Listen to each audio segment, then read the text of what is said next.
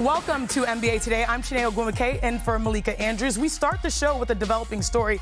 Jimmy Butler got undercut on a rebound late in the first quarter versus the Rockets Game 2 and did not return to the game with a pelvic contusion. Steve Kerr said that after the game, the MRIs were scheduled for this morning.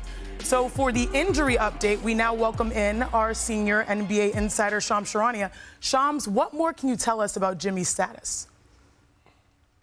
Shanae, so after the game last night, I'm told Jimmy Butler was walking on his own power, but he was walking very gingerly. And x-rays taken at the Rockets arena were negative, but the Warriors are expecting a much clearer picture of Jimmy Butler's what looked like a tailbone injury, a pelvic injury. They expect more answers and clarity later today when he undergoes an MRI. But there is clear concern within the Warriors because even a deep contusion in that area typically leads to at least some days, some time that you're gonna need. So what will that MRI show? What treatments will he need? Will he be able to make it back with a couple of days here in between games with rest before Game 3 on Saturday? But one thing I can say, Shanae, we've seen Jimmy Butler play through ankle sprains. Last year, he played 3 quarters on a grade 2 MCL sprain in his knee. But this is the second straight year he's had a player collide with him on an injury in the playoffs. We'll see just how long he could be out. This is a Warriors team that's 25-8 with him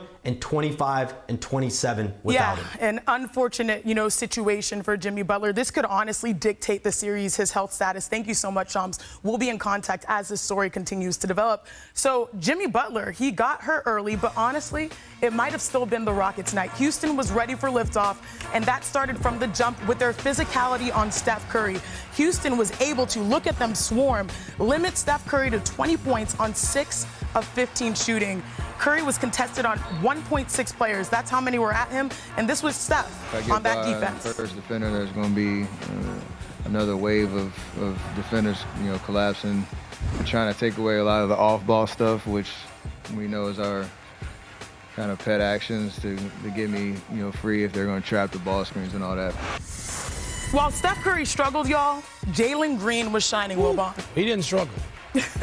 All that stuff about 5 points a game for the last month, not last night. Yeah, after just 7 points on 3 of 15 shooting in Game 1, he would turn it around for Game 2. He became the youngest player in Rockets history to record a 35-point game in the playoffs, passing Hakeem Olajuwon, who's there courtside, who had that record for nearly 40 years. And you guys, this was the highlight of the night. The dunk, the takeaway, Ramona. Oh my gosh, this is what he should be in the dunk contest just on that alone. I've been saying that all year long, but look at the numbers. His takeoff, 9 feet 10 inches. His vertical, 31. And his speed through the rim, 32.7 miles per hour. A straight, you know how they say it in the South, athlete.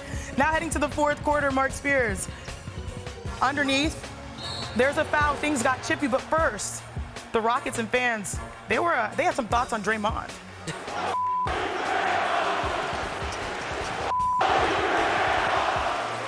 It's not really an original. Can't steal other people's. That belongs to Boston. He loves that, though.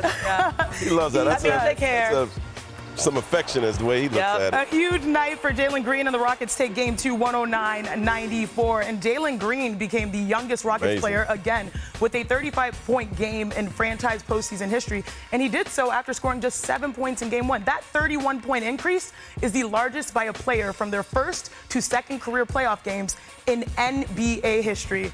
Now, it's no secret that this series will look a whole lot different if Jimmy Butler misses any time. But Wilbon, just how detrimental could this be for the Warriors? If he misses a lot of time, like more than 2 games, it's a wrap for the Warriors. Look, there's so many numbers are nonsense most of the time. Let's cut to one that matters. Record of 25-27 is what the Warriors were. It's not a small sample size before Jimmy Butler got there. That's 11th place. That's play-in. They're a completely and utterly different team. They know. They're not unaware of this. And so that is what led Draymond Green to say, we win a championship now with Jimmy Butler. Without, they're likely to go home. Now, if they can get a split in those 2 games in San Francisco and they can get Jimmy Butler back, if he has some of his time. Knowing Jimmy Butler, I don't know that he's going to miss it. But he's got to be really himself, Shanae. You know what I mean? So if they can get him back in a split, in a 2-2 series, we know they can win in Houston. but his health is paramount. Yeah, it absolutely is paramount. And if you think about it, the Warriors, you mentioned the schedule. There were 2 games under 500 this season before acquiring Butler and in games that he missed. But after the trade, they won 75% of their games with Jimmy. So he will be crucial. Now, the Warriors, they had to use some lineups that normally they wouldn't due to Butler's injury and also Podziemski's his sickness. So let's get to our front office insider, Bobby Marks, to break down what are the Warriors' options moving forward. Well, this is the lineup when Jimmy Butler's healthy, and as Michael said, the record speaks for itself here as far as the impact that Jimmy Butler had. Here's the group over here that you're basically pulling from if Jimmy Butler can't play, or even if he's limited. I think the guy that we're certainly going to keep an eye on is Jonathan Kuminga, right? If Jimmy Butler can't play, how do they get his confidence back? How do they get to the Jonathan Kuminga of old? But here's the concern. These are the 2 games so far. Minus 14 points per 100 possessions with Jimmy Butler off the court.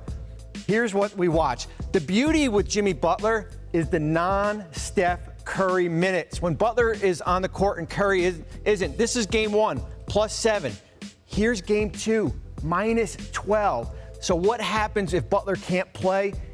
Is Curry going to be playing 40, 42 minutes a night? You're going to need a Superman human effort from him. That's the biggest concern for me, is those non-Curry minutes and who basically fills those. A lot of people, Ramona, might be looking at Jonathan Kuminga, but he's in an awkward situation, knowing that going into the playoffs, it wasn't really clear whether he would be a key factor. I think people know he probably was not going to be designed when 100% to be on the floor, but now he has a bigger role. I mean, Che, you're a player. When your coach comes to you before the series and says, I don't know if there's going to be a big role for you, like that's hard to internalize, especially for a young player as talented as Jonathan Kuminga. We know how much money he said no to at the beginning of this season. He has an opportunity to go look elsewhere in the offseason if he wants to get a bigger deal.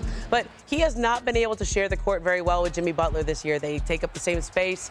They haven't played well together. If Jimmy Butler's not able to go, and by the way, Steph Curry and Jonathan Kuminga both had this kind of an injury. Steph missed 2 games with it. Kuminga missed 1. So, Wilbon, what you're talking about of how much time he might miss, that's kind of what we're looking at. How do you, as Jonathan Kuminga, in this situation, go from your coach telling you may not be that involved to now we absolutely need you? The bag. He wants to get the bag. That's his motivation. Got to let it go. Forget feelings at this point. You know, Jonathan Kuminga actually perhaps played his best basketball this season against the Rockets. He averaged 21 points per game. He actually had 33 points in 1 game against them. So also, when you look at that stat about what the record is without Jimmy Butler, Kuminga missed a lot of those games too. He's got to shake it off. He's got to play. He brings some athleticism that the Warriors need in this series. So, hey, JK, you want to play and you want the bag, this is your time. But let me tell you this real quick. There is some hope, though. Bernie Lee, Jimmy Butler's agent, texts me saying, pray for the bear. That tells me that's some optimism for Jimmy. Well, listen, there better be some optimism expressed somewhere else as it relates to Kuminga, and that's with Steve Kerr. Yeah. Don't forget, I mean, I know, Steve, we look at the roster, and coaches don't lengthen rosters in the playoffs unless they have to.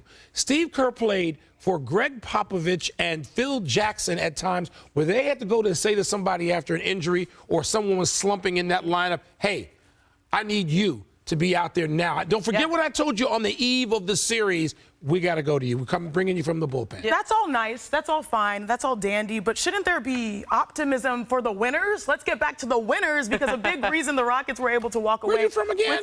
From Houston. Okay. A big reason they're able to walk away with a win is because of Jalen Green. And here's what he had to say about his Game 2 turnaround. That first game, you know, the lights were bright. The crowd was here. The court looked huge. So, yeah, I couldn't really get a chance to, you know, settle in. My legs was a little shaky, but you know, that's part of it. Went through it, and you know, I feel like I did a good job answering back.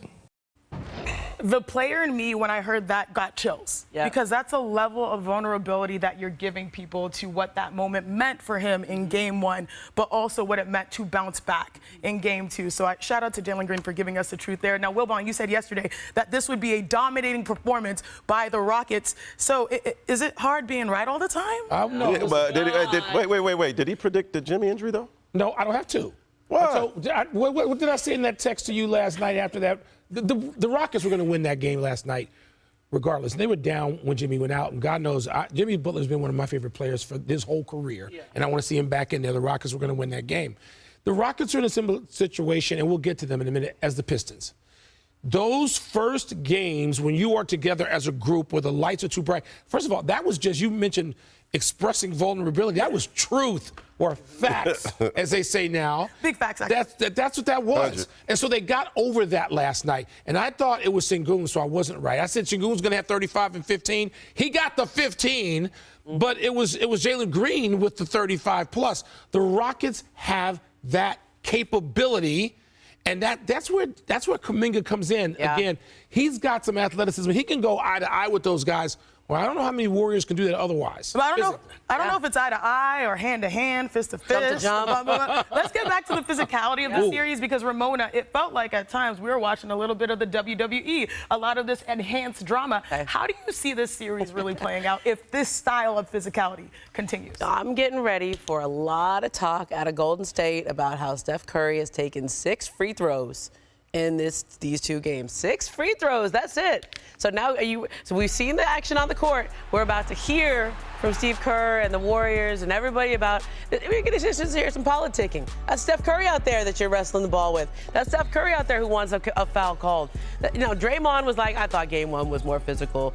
That's Draymond. He's always going to be the bark, and he's always going to tell you this is not bothering me. But if Steph Curry's not getting to the line and Jimmy Butler's not in there and he's the guy that gets to the line, this is not going to be a good situation. Yeah, something on Steve Kerr.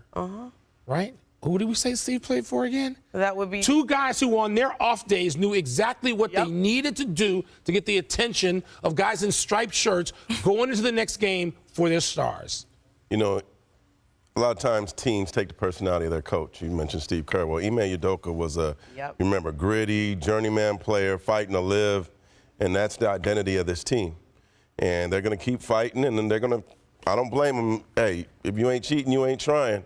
They're going to keep doing things until the refs call it. So, I applaud Jalen for showing up and their physicality, because unless the refs say something, why should they stop? Yeah, I mean, they're walking into Golden State feeling pretty confident. I believe the last regular season matchup, they did win in Golden State. So we'll see what happens. This series seems a lot closer.